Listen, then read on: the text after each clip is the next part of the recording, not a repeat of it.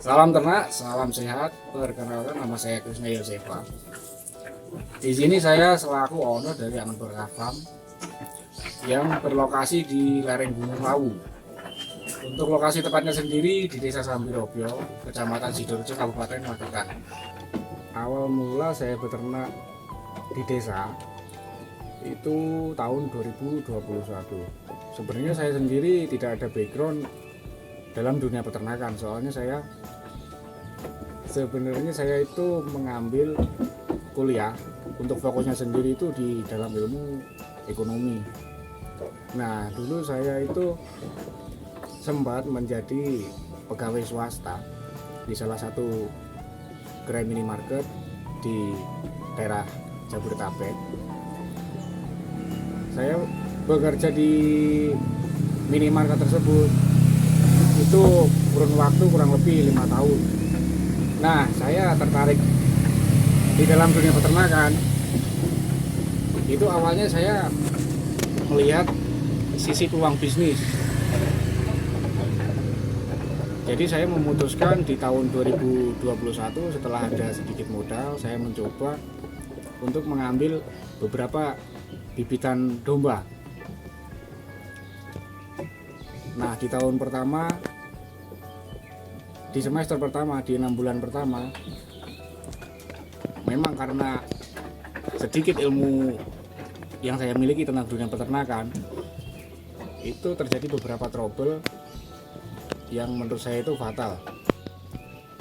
Untuk 6 bulan pertama itu untuk angka kematiannya sendiri di farm kami itu mencapai angka di atas 50%. Jadi saya mencoba memasukkan bibitan itu 50% untuk breeding, 50% untuk fattening.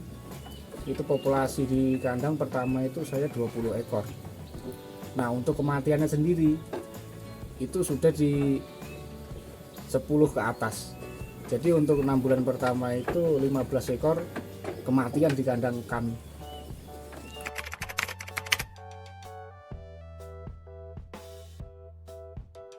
Untuk pilihan tersebut sebenarnya saya melihat sisi ini untuk peluang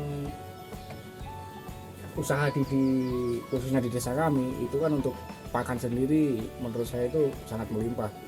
Jadi untuk sumber serat, sumber protein itu kalau dari HPT atau hijauan pakan protein ternak itu menurut saya cukup melimpah, Mas. Jadi kalau saya hitung secara matematika itu kan kalau untuk peternak sebenarnya itu kos pakan itu faktor utama di dalam variabel operasional sehari-hari begitu.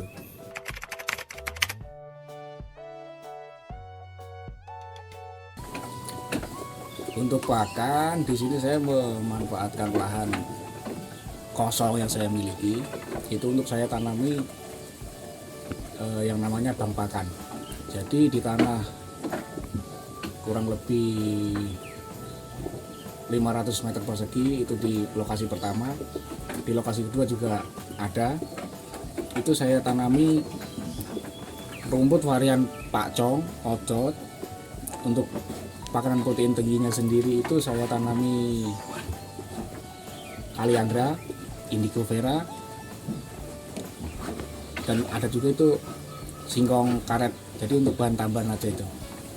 Nah, selain itu kalau di sini untuk sumber serat sendiri itu biasa saya pakai rumput pakcong, odot. Itu kalau ada kendala di pertumbuhan masa rumput, itu saya bisa mengganti dengan bahan substitusi kering itu berupa titen delay giling. Untuk pakan tambahannya sendiri itu sebenarnya banyak, cuman kalau saya di sini saya cari bahan yang paling mudah didapat.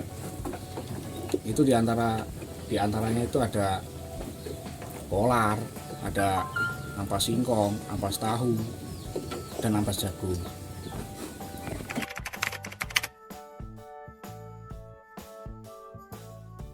Sebenarnya saya terjun awalnya memang hobi.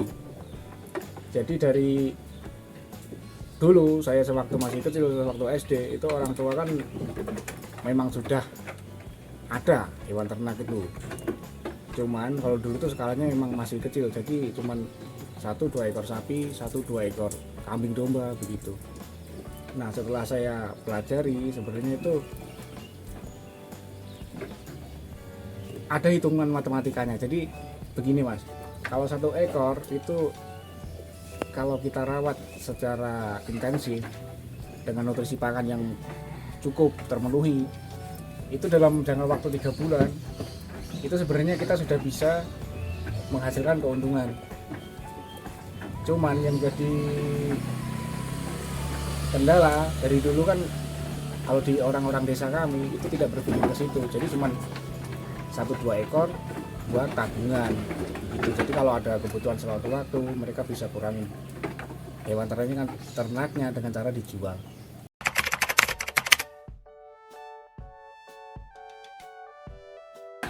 Jadi di tahun pertama 2021 itu saya memasukkan bibitan itu 20 ekor. Setelah ada kemudian saya mencoba evaluasi, itu ada trouble di apanya kan begitu. Di tahun kedua 2022 itu setelah saya otak-atik untuk formula pakannya, setelah menurut saya ketemu, itu saya mencoba untuk menambah indukan lagi. Di lain indukan saya coba menambah jenis dan juga beberapa ekor untuk fattening. Nah untuk saat ini sampai tahun 2023 sekarang itu di farm kami ada sekitar 40 ekor.